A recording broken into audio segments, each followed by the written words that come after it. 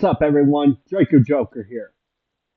And for this video, I wanted to talk about the last starter for any of those individuals that still are on the fence on who to choose. Maybe I can give some insights and things to consider. And then also, I'll give my suggestion too.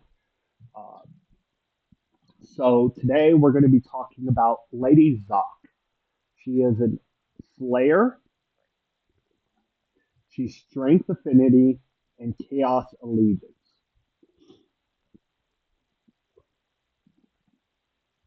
So her base stats for level 1 is 1,155 health, attack 83, defense 65. And then the level 60 is 12,718 health, attack 914, and defense 716.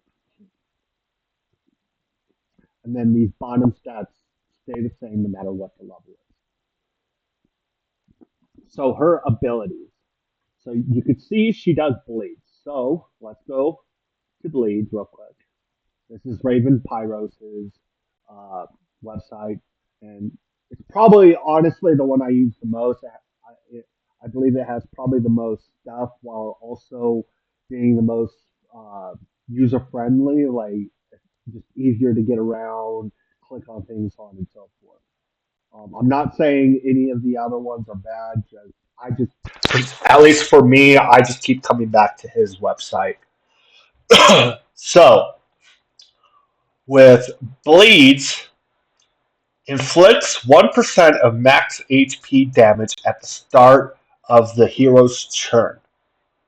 Stacks up to 10 times. Cannot be removed or reduced by abilities. Okay, so keep that in mind.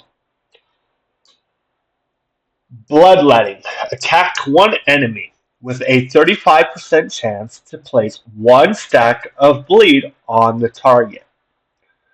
One thing I want to point out about this ability, or really when it comes to the bleeds, it does not state 35% chance to place one stack of bleed on target for 2 turns. It doesn't say that. It just states 35% chance to place one stack of bleed on the target. So bleed works a little differently than most of the other debuffs. and how it works differently is it does not stay on for a certain amount of turns and fall off. Once bleed is on there, it stays on there, at least until either you lose or that hero or enemy is defeated. And we even saw this in Alpha. So really keep that in mind. So once it's applied, it's on there. And you can do up to 10 stacks with bleed. And with that, each stack is 1%. So then if you have all 10 stacks, it'll be 10% of the max HP damage. Core. Vision Serpent. Attack all enemies with a 25% chance to strong hit. Has an 80% chance, which I'm sure will be booked to 100% chance, to place one stack of bleed on each target. So, in my other videos, I mentioned like how acid is really imperative, especially when it comes to like PvP. You know, Ramsey's core doing that AOE acid. The drain on Guan Yu's, how it can be super helpful. Honestly, in my opinion, unless it's a very specific circumstances, I would. Here, let's even check the damage. 420, 420, 420. Okay, they all do the same damage. And then they all have the 25% chance to strong hit. I would honestly say Lady Xoc's A2 is potentially the weakest because unless it's on very certain circumstances where you're like doing a boss with multiple enemies, like for instance the spider boss in another game, or we saw like video of the totem boss, where she has like all these totems. There, it's going to be very helpful. But outside of that, I feel Zoc's core is probably the weakest because bleeds. Don't get me wrong, they're helpful, but when it comes to regular waves where they may not have as much HP, it's not going to be as helpful or imperative to have it on there. So then the ultimate attack all enemies 2 times. If an enemy is defeated, place speed up 2 on this hero for 2 turns. So let's go to speed up 2. That almost passed it. Increase the speed stat by 20%. So once you do the ultimate, it will do a buff to increase her speed by 20% for just her, which that can help. And then obviously the core, but same awakening as the other two. If an enemy is defeated, reduce the cooldown of the core ability. So with the speed and the core ability, it'll help get back to the abilities faster, essentially. So the passive, increased damage inflicted by 2% for each stack of bleed on the target. So this one is slightly different than the other two heroes. Where the other two heroes, once you put their debuff on, you're automatically doing the automatic 20% increased damage. Where since bleed, you have multiple stacks you have to put on, it's 2% for each bleed. So this one takes a little bit more time to build up and to get that full bonus, which again, in some degree, like if you're on quicker fights, this is going to be the weaker option, to be honest.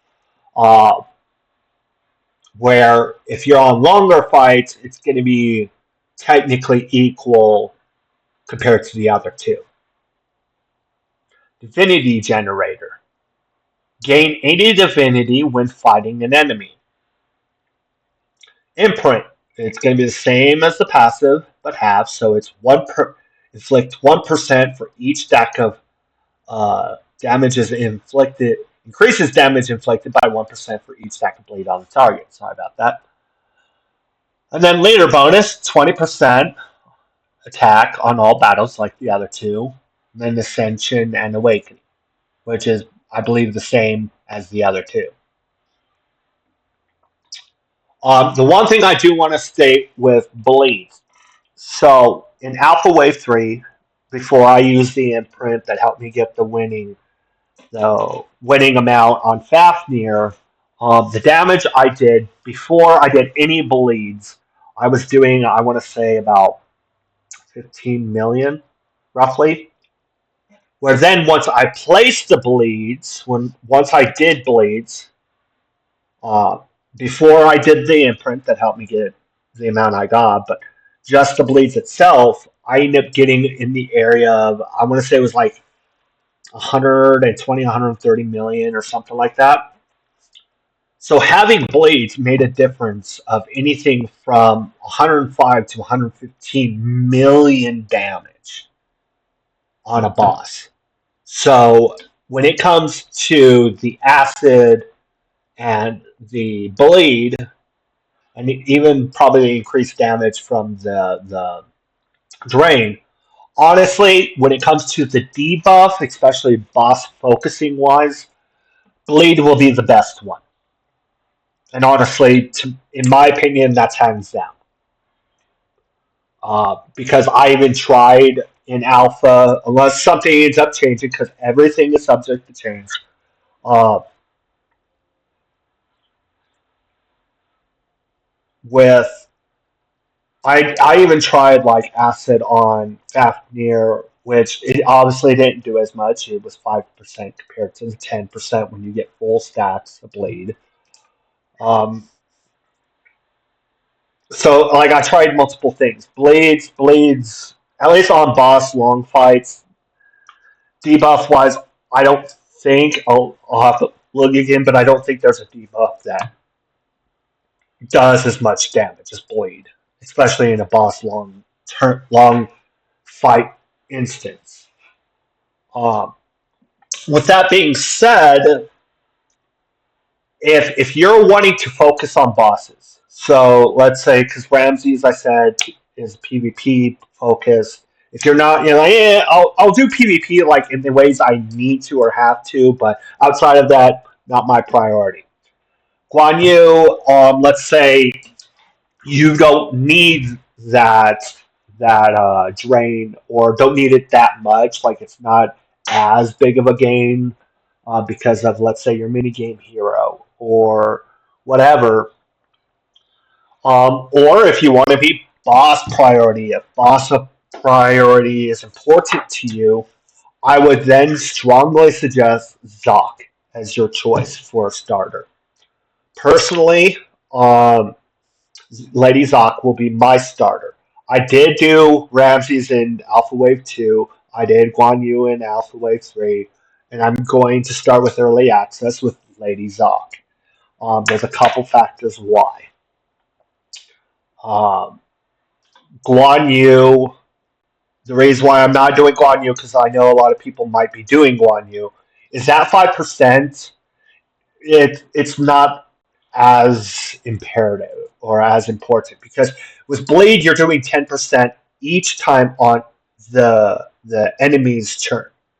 Once you get full stacks, it stays there for good, and it's every turn on the enemy's turn. 10% max HP damage. Where with this ability, you're doing 5%, so half the damage, but also it's only on this ability while Drain is up. So if you don't have Drain, you're not doing the 5%. But let's say even if you are and you keep it up, then it's only when you do this ability. So you keep it doesn't apply when you're doing your uh, your ultimate. It doesn't apply when you're doing your core. It's only this ability, so it's not as consistent.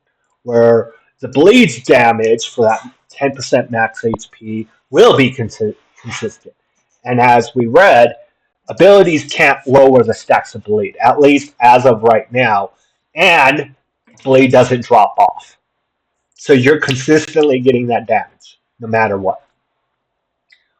Um, was there anything else involving initiative up? Like I didn't feel as big of a effect on this. Now I don't know. Like I haven't played Lady Xoc, so I don't know compared to the speed up. But like, did it help? Maybe yeah, but I didn't feel like a massive help. And then again, compared to the acid does 5% max HP damage. So again, that doesn't stand up against Blade. At least for sure when it comes to PVE aspect.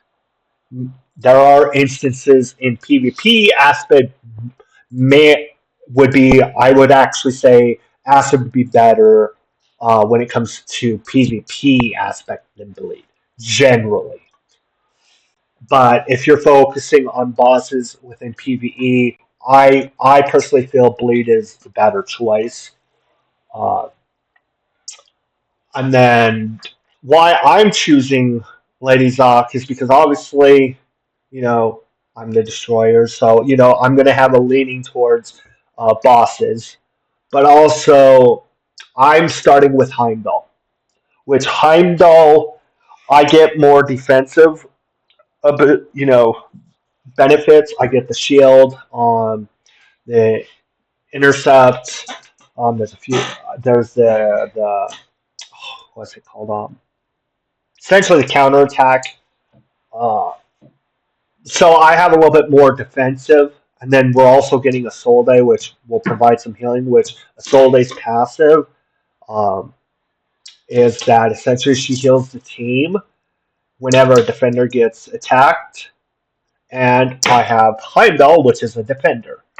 So I'm going to have a little bit more survivability. So why not go for the damage and the boss option, the boss oriented focused option. So I think that wraps it up for this video. So until next time, see ya.